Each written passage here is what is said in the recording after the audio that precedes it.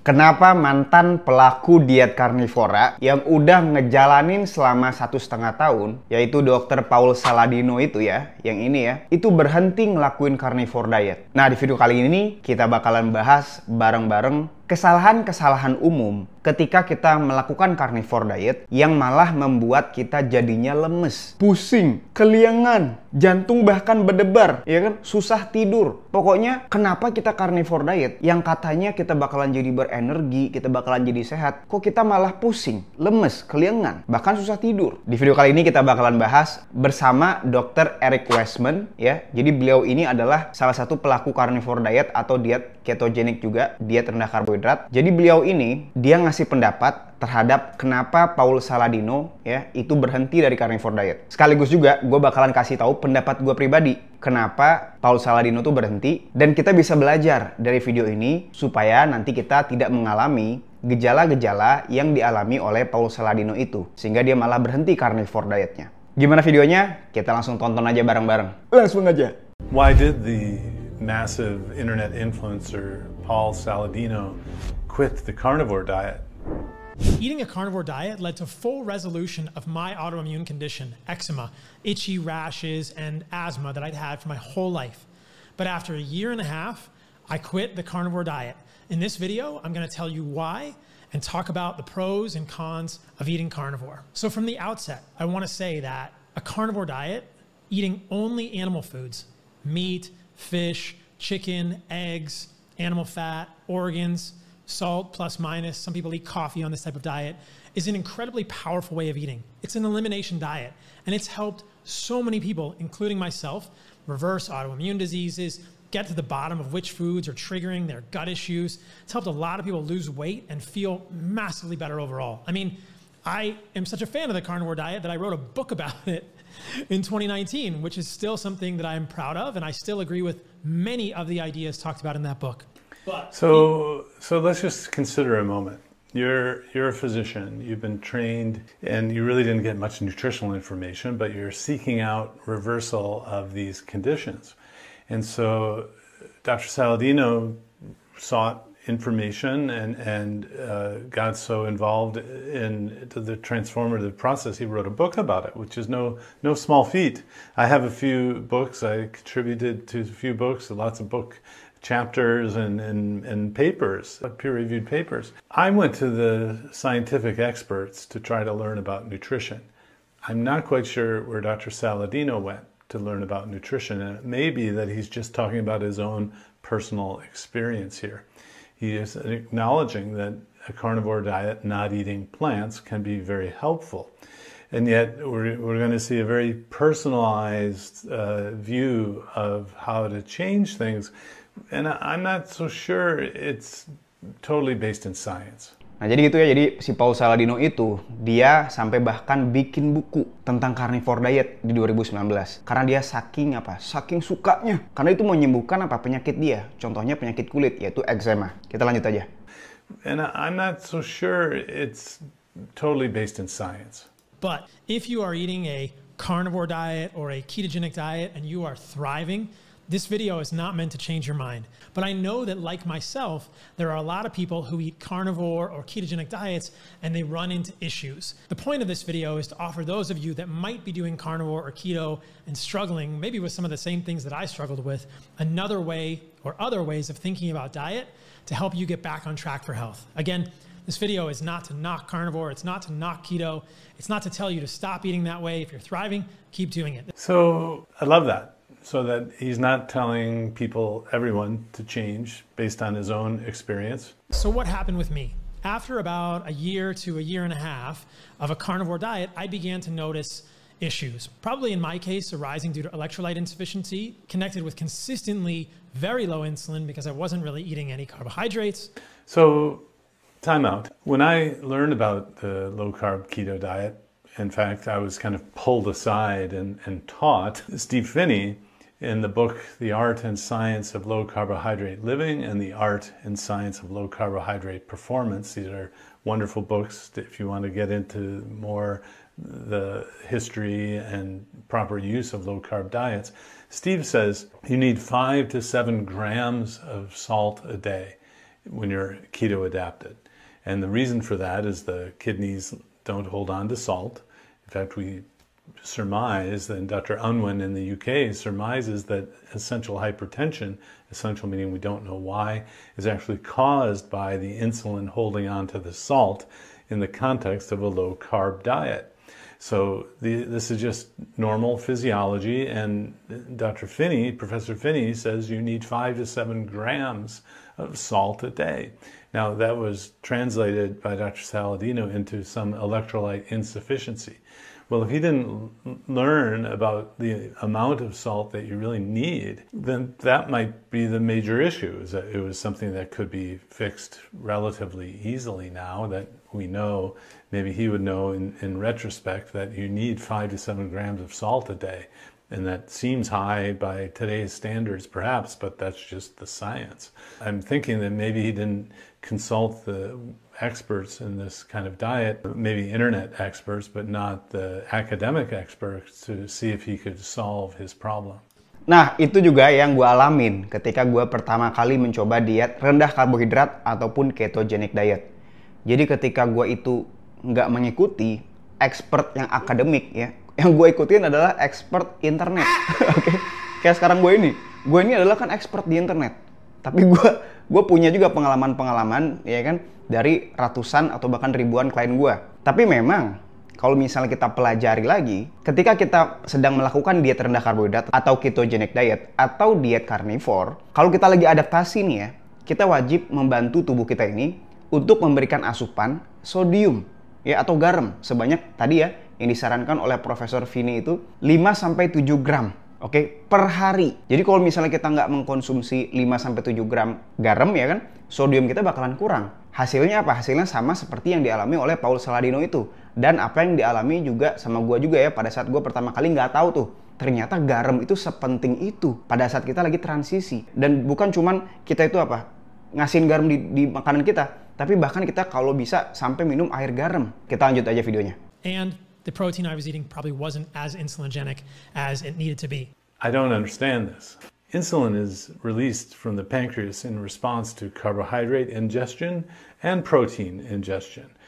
And the response of insulin to carbohydrate is much higher because it's helping to get glucose into the cells. But insulin has always been a factor after protein ingestion to help get amino acids into the cells. So it facilitates the protein distribution throughout the body. And the idea that you don't have enough insulin, to me, doesn't compute.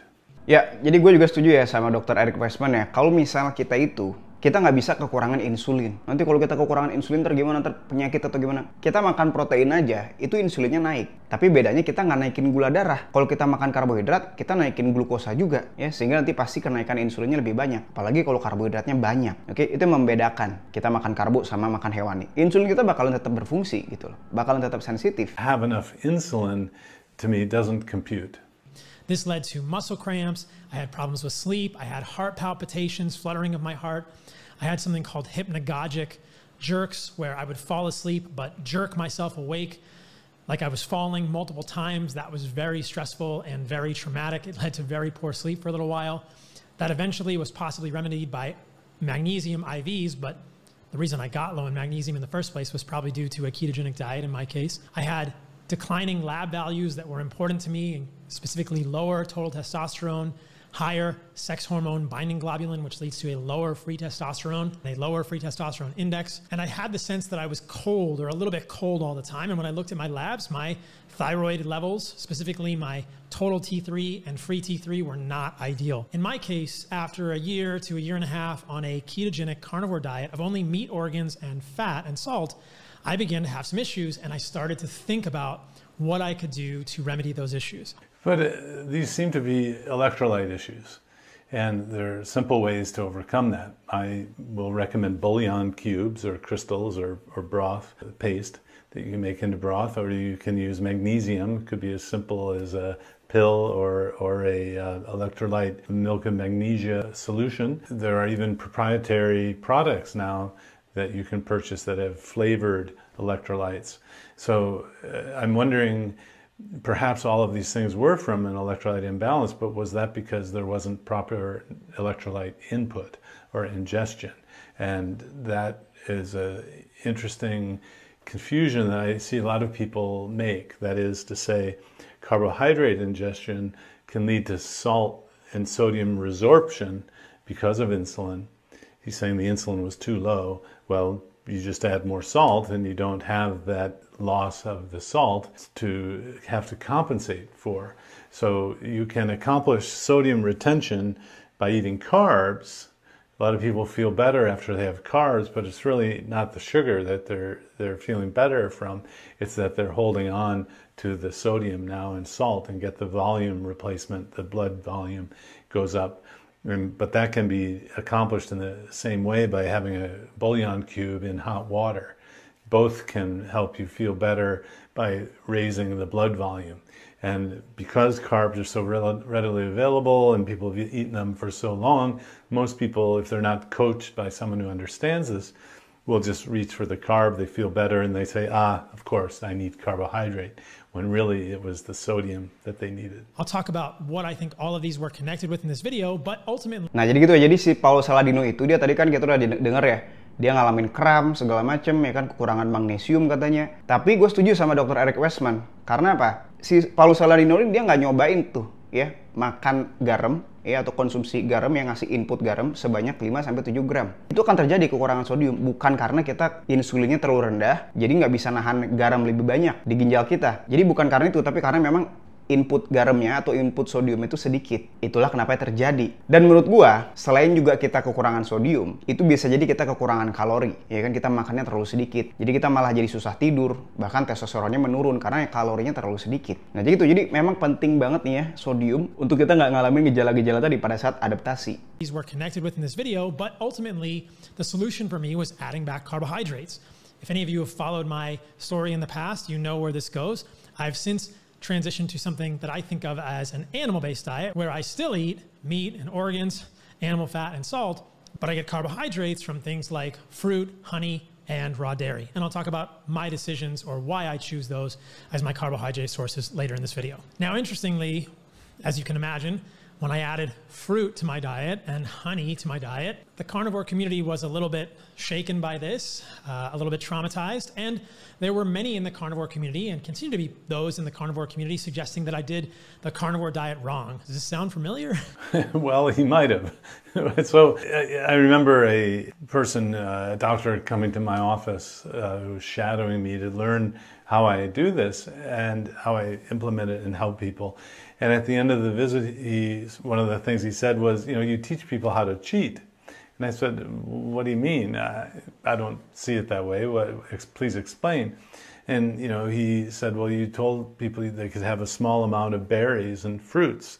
Well, so there's really no forbidden food on a low-carb diet. Perhaps in a carnivore, for whatever reason, I don't think it's an ethical, moral, it's more standing on principle, almost cult-like thing. This is a lot of times what happens in vegan circles when people leave veganism, and then the vegans that are still doing a vegan diet accuse them of doing a vegan diet wrong. People said that I ate too many organs, and that was the reason that I didn't do well on a carnivore diet. Well, I eat the same amount of organs now with carbohydrates, and I feel much better. So I don't think that was the problem.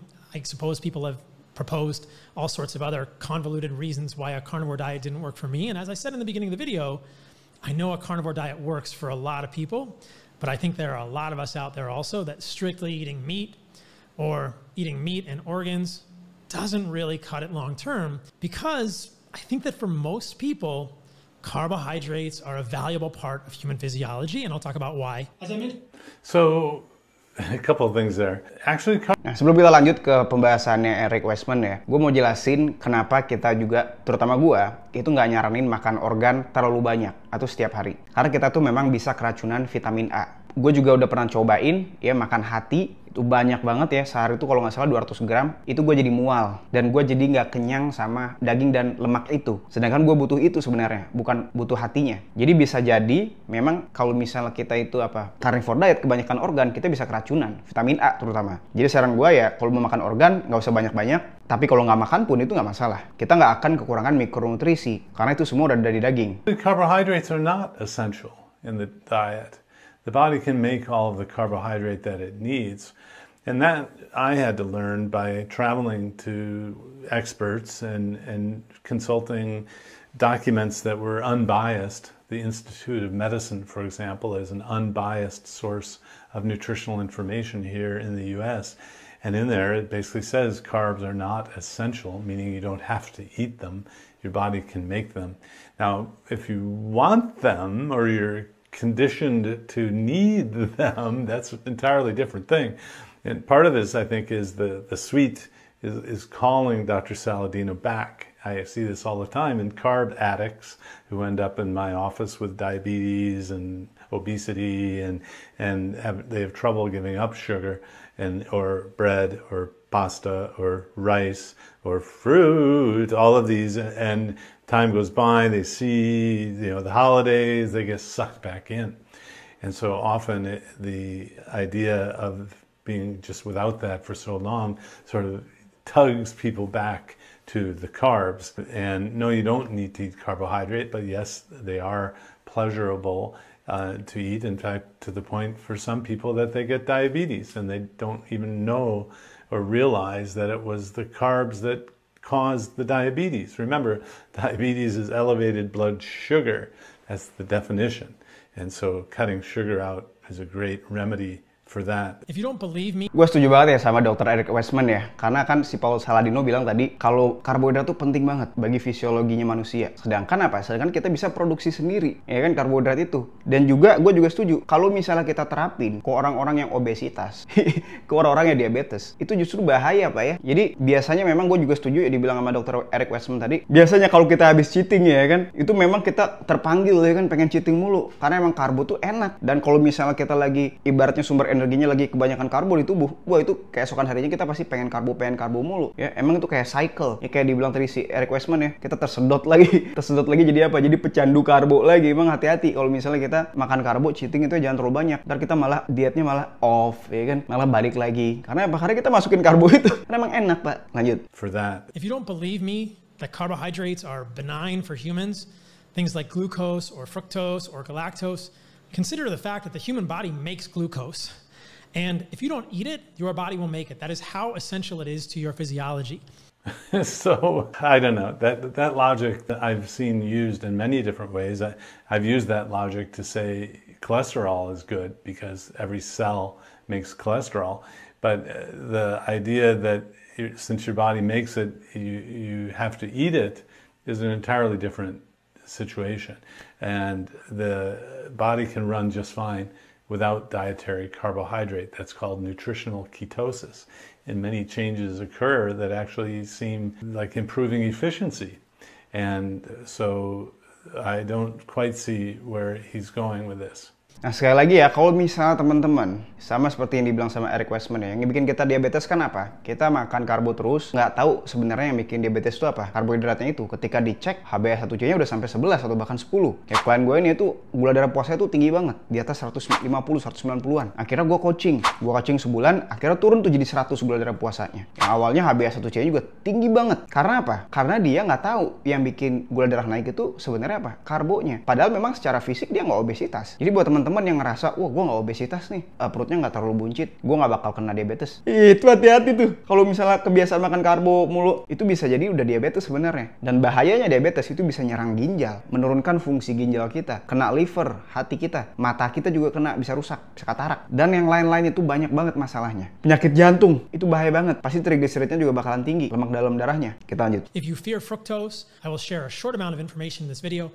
to corroborate the assertion that fructose is not harmful for humans, specifically when it is consumed in natural form, quote unquote, in things like fruit and honey, where it always occurs with glucose and it is in a food matrix. Well, so fructose. If you've seen Professor Lustig's video that went viral some years ago, Dr. Lustig talks about fructose acting like alcohol in the liver. So I think what we're seeing is a small amount of something is probably okay. And I totally agree. But so I think Dr. Saladino is being a little defensive against the carnivore critique that these are all going to kill you, like having a strawberry is going to kill you. Well, of course it's not. Fructose consumed in that way looks very different in human physiology than free fructose, isolated fructose, or processed fructose, that is high fructose corn syrup.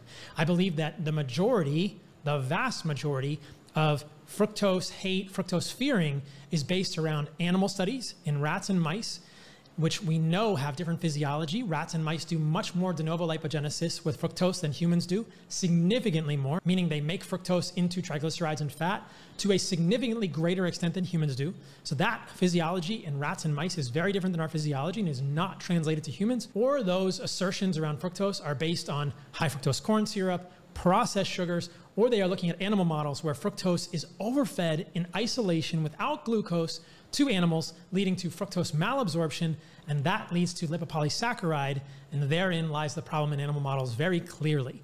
But I want to clearly state that eating carbohydrates, especially in the form of fruit and honey, is not what caused your diabetes, and it is possible to eat moderate amounts of those while you have diabetes and obesity and become healthier. So it's possible, but it's not likely.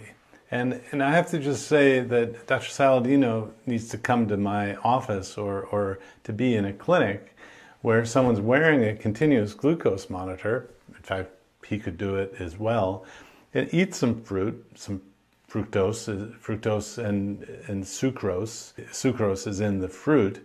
So the glucose goes up after eating fruit, depending on the amount. It's not that you can't eat. Nah, jadi memang ya, kalau misalnya kita makan buah, ini kita bahas fruktosa sekarang, bahas buah. Kalau misalnya teman-teman dengar tadi, nggak ada tuh studi manusia. Nah, sebenarnya Paul Saladino belum lihat nih studi terbaru, karena ini dilakukan terhadap manusia. Dan ketika kita makan buah-buahannya tuh lebih dari 4 ya, itu perlemakan di hatinya semakin parah. Karena dibilang tadi sama si Dokter Eric Westman tadi, kalau fruktosa itu sifatnya seperti alkohol ketika masuk ke tubuh. Diprosesnya hanya di hati. Dan kalau kelebihan akan disimpan di sel lemak. Makanya kalau misalnya contohnya di klien gue ini ya, yang punya perlemakan di hati, ketika gue suruh stop dari buah-buahan atau gula-gula fruktosa, itu perlemakan di hatinya langsung membaik. Padahal baru ngejalaninnya tuh 2-3 minggu aja carnivore dietnya. Jadi kita nggak bisa samain nih semua individu. Kalau misalnya tadi dibilang bahkan obesitas dan diabetes, itu bahkan bisa tetap sehat dengan makan buah-buahan dan juga makan madu. Itu tergantung jumlahnya juga, tergantung dosisnya. Lebih baik kita nggak usah sama sekali, tapi kita dengar dulu, kita lanjutin dulu. It's not that you can't eat sources of carbohydrates like grains or beans. It's just that they require much more intensive preparation to actually be less toxic for humans than things like fruit and honey, and I'll get to those in a moment. For some people, root vegetables are better tolerated than grains or beans, and I think this is reasonable. If you can do white potatoes and you pressure cook them and you're fine with them, great. When I've tried to eat white potatoes, it seems to re-trigger my eczema. Nightshades, he mentions, potatoes, tomatoes, eggplants, and tobacco. They may trigger arthritis, other issues. So it's not just potatoes. And yes, sweet potatoes are like potatoes. The reasons that I've selected fruit and honey is because to me it just makes sense. Nah, tadi juga dibahas ya, nightshades atau potato ya, tomat, terus apa lagi tadi? Banyak ya, itu bisa nge-trigger eczema atau eczema. Ya, itu memang benar, bisa juga nge-trigger peradangan di sendi atau arthritis. Itu bener banget, karena gue juga ngalamin. Kalau misalnya kita makan potato yang banyak, itu sendi-sendi kita yang awalnya nggak kenapa-napa kalau di carnivore, kalau kita makan itu bakalan sakit lagi tuh sendi-sendi kita. Makanya teman-teman perhatiin dah tuh, makan makanan yang jenisnya tuh nightshades kayak gini. Kita lanjutin. I've selected fruit and honey is because to me it just makes sense intuitively that these are the foods that plants kind of want us to eat. Fruit is the colorful seasonal part of fruits. So again, I just Dr. Saladino comes up with these because fruits, want you to eat them. Beans don't want. That's not really very scientific. Although I give some element of, how should I say, credibility or validity to the ideas of history, of, fruit hasn't been around in the form that it's in now. It's been changed through monoculture or through genetic breeding, even GMO kinds of changes. But the fruit 100 years ago looked very different than it does now, meaning you would have much less of it and it might not even be sweet. But the other ideas of hunter-gatherer, paleo, primal, I have some level of confidence from that. If we had evolved and lived in a world where it was just fruit, that wouldn't make sense physiologically, because actually we're made of protein.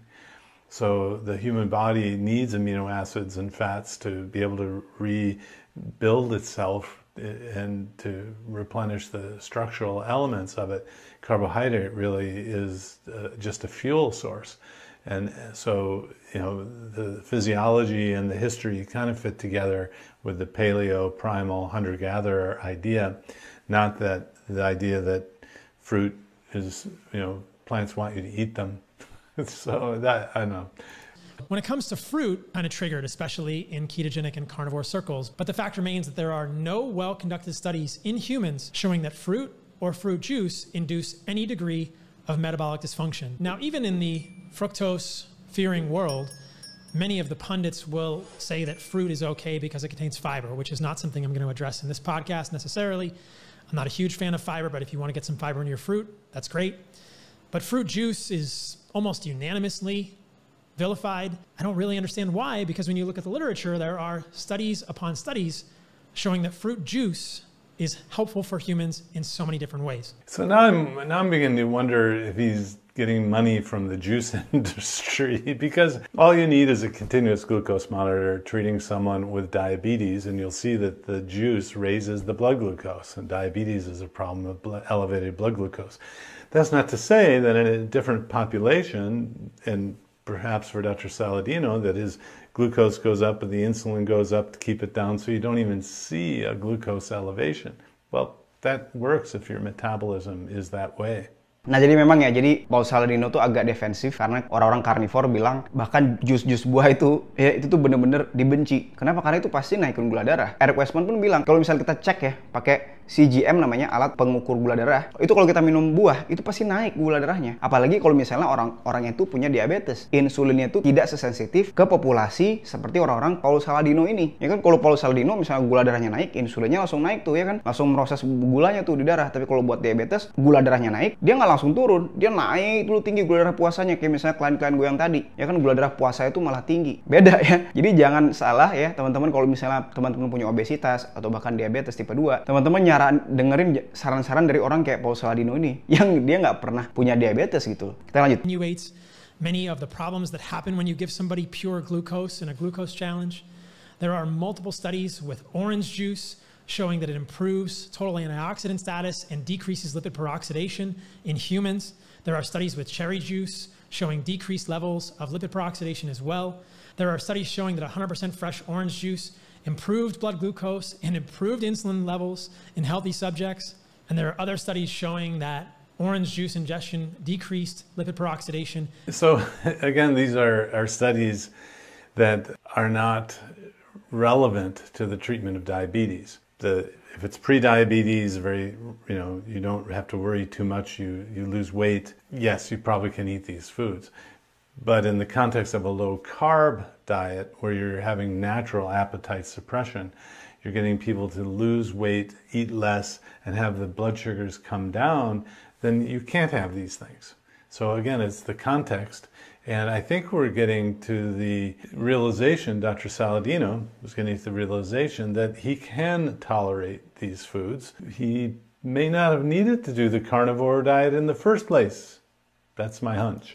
Ya, gue setuju ya sama Dokter Eric ya. Jadi sebenarnya si Paul Saladino ini nggak butuh carnivore diet karena secara metabolik dia bukan orang yang obesitas, bukan orang yang diabetes gitu loh. Jadi kalau misalnya kita udah nggak punya masalah tadi ya, masalah metabolik, ya nggak apa-apa. Jangan saranin kalau misalnya kita punya diabetes atau penyakit gula ya, atau prediabetes, itu pasti naik banget. Dan juga dia bilang nggak ada studi terhadap manusia. Tadi gue udah jelasin ya, ada kok. Cuman lu harus nyari aja. Kita lanjut. Humans, honey is known to raise testosterone levels in men, which is probably a good thing. Honey has even been studied in human randomized controlled trials in diabetics and found to lower fasting blood glucose. Yes, I said lower fasting blood glucose. In an 8-week trial, patients were given up to 125 to 150 grams of honey per day at the end of the trial, and they ended up with lower fasting glucose at the end of the trial. Now, notably in this trial, the hemoglobin A1C An average reflection of the blood sugar was slightly higher, about 7 to 10 milligrams per deciliter higher blood glucose equivalents in patients getting the honey, which is not surprising when you give a diabetic more carbohydrates, their blood sugar would be slightly higher, but their fasting blood glucose was lower, suggesting improved insulin sensitivity. Yeah, I don't agree with that at all. So just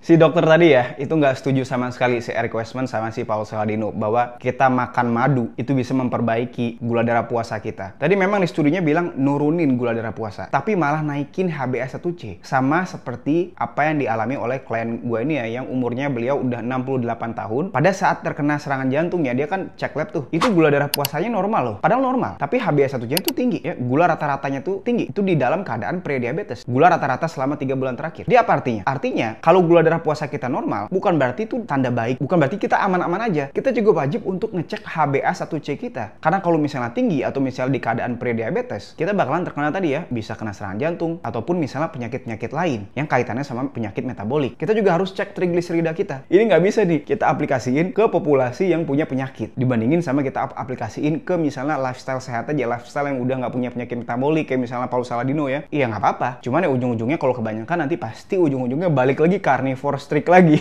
Ya kita lanjut lagi. And I suspect that even in diabetics, moderate amounts of honey could be used long-term without any detrimental effects, potentially positive effects. And in fact, there are entire reviews written, like this one, a review of the protective effects of honey against metabolic syndrome. So it's very clear that there's a significant amount of evidence that both fruit and honey can improve all sorts of metrics in line with improved metabolic health in humans. One caveat, adjust your carbohydrate intake to you, to your lifestyle, to how active you are. I think some people have criticized my lifestyle. Well, so he is saying, what I would say is you have to be careful of the context. So if you have diabetes, don't listen to him. He's not treating people with diabetes. He has a following who came to this for various reasons, maybe because of his lifestyle. Hey, let's learn about this. Or my recommendation for people to consider adding carbohydrates in the form of fruit and honey or raw milk back to their diets by saying that I'm active or that I live in a place near the equator and I'm getting lots of sun. And I think that those criticisms are well taken, but generally inaccurate. So again, I think he's a little defensive. My understanding is that he's a surfer and now lives in Costa Rica, which is great. I mean, I wish we all could do that. But again, consider the context that when you're active, you can eat more carbohydrates and you don't store it. If you come to a certain way of eating, trying to fix eczema, where you're not trying to lose weight, reverse diabetes, you can eat more carbohydrates. And so there's actually a whole field of lower carbohydrate diets, low glycemic index, low carb diets, low carb ketogenic diets. Dr. Saladino came into this through the lens of the carnivore, so that he went into the low carb keto diets. And now he's learning that there are higher carb diets, but they're still low carb compared to what he used to eat. And yeah, some people with the correct metabolism, some people who naturally want to exercise can eat more carbohydrates and apparently be healthy. Fascinating, fascinating. I know, putting it all together, Dr. Saladino never needed the carnivore diet or never needed a keto diet metabolically. If you grow up naturally exercising, the consensus view is that you're able to access your fat stores. You're metabolically flexible. So if you grew up with a heavy story, you were a fat storer, you took carbs and you stored and you didn't naturally want to exercise, it's a different metabolism. And so those who grow up heavy, they're not the natural exercisers, do better on lower carbohydrates. Those who do exercise naturally and can have more carbohydrates. Again, he is a teacher, wants to teach people through his own experience, which is what a wonderful gift. But he finally found that he does better, given his lifestyle, with higher carbs. That's good. And that may be a lesson for all of us, where you can be using a therapeutic keto diet and you might stay on that forever. Or you might want to add carbohydrates back, but you don't have to. And that's a big change from 20 years ago before we started doing research on low-carb diets. Back 20 years ago, it was taboo to stay on a keto diet more than 2 weeks. And now I follow people who've been on keto diets for 2 decades. Nah, jadi kesimpulannya ya, si Eric Westman juga bilang ya, itu tergantung dari metabolisme kita. Dan dokter Paul Saladino ini, itu sebenarnya dia nggak butuh carnivore diet. Dia tuh sebenarnya diet low carb aja, ya, diet ketogenik yang masih makan buah-buahan itu cukup.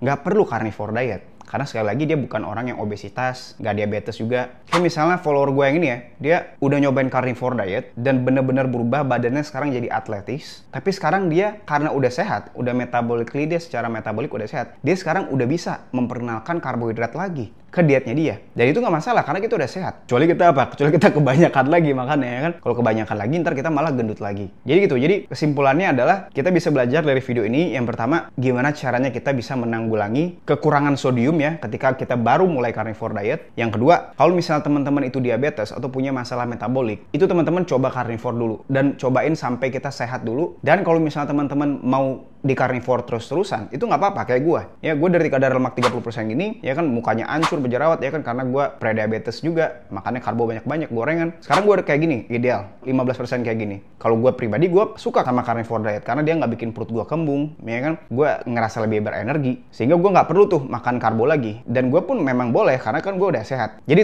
itu adalah keuntungan kita kalau kita udah sehat. Kita punya keleluasaan untuk makan karbohidrat. Nah yang ketiga, kalau misalnya kita itu apa, kayak si Paul Saladino tadi ya, dia tuh kerjaannya peselancar, dia aktif bergerak, dia bukan pekerja kantor kayak kita ya. Kita misalnya kayak gue kerja depan laptop mulu, nggak bisa kita makan karbo banyak-banyak, 200 gram, 300 gram gitu ya. Kalau pekerjaannya dia memang atlet, peselancar, atau misalnya jemuran mulu, dia jalan mulu, pokoknya dia kerjaannya outdoor, ya nggak apa-apa pakai karbohidrat. Tapi ingat ya, kalau misalnya kita dari sakit, dari obesitas, ya kita sebisa mungkin kita stop dulu dari karbohidrat, ya kan, kita banyakin hewaninya. Oke, jadi segitu aja penjelasan dari video gue ya, buat teman-teman yang nanyain, bang itu Paul Saladino kok dia stop bang? Katanya dia punya segala macam gejala A, B, C, D, E. Menurut gue, dia tadi kekurangan tadi ya, hal-hal tadi, dan kita bisa sangat-sangat antisipasi sebenarnya di hari pertama. Segitu aja video dari gue. Kalau misalnya teman-teman mau lanjutin carnivore, itu sehat-sehat aja. Dan juga kalau misalnya teman-teman mau stop dari carnivore, ya nggak apa-apa. Apalagi kalau kita udah sehat. Kita masukin karbo sekali-sekali, terutama karbo yang alami ya, itu juga nggak apa-apa. Segitu aja video dari gue. Kalau misalnya teman-teman pengen di coaching langsung dari gue bikinin menu makanan, program diet, dan juga program latihan, supaya kita bisa bentuk badan proporsional. Kayak klien gue ini ya, gue bantu coaching selama 5 minggu, turun sebanyak 11 kg, dan otot perutnya mulai kelihatan. Atau bahkan klien gue yang lain, yang udah umurin 68 tahun, gue coaching selama 6 bulan, turun sebanyak 28 cm lingkarnya, dan berat badannya pun juga turun 14 kilo. Komposisi tubuhnya, ototnya naik, perutnya juga bakalan ngecil banget, dan bentar lagi kelihatan abs-nya. Hasil labnya pun juga jadi bagus. Yang awalnya prediabetes, udah nggak prediabetes lagi, trigliserida awalnya tinggi, sekarang udah nggak tinggi lagi. Teman-teman kalau mau daftar, langsung daftar aja di link di deskripsi. Segitu ya video dari gue, see you next video, bye-bye.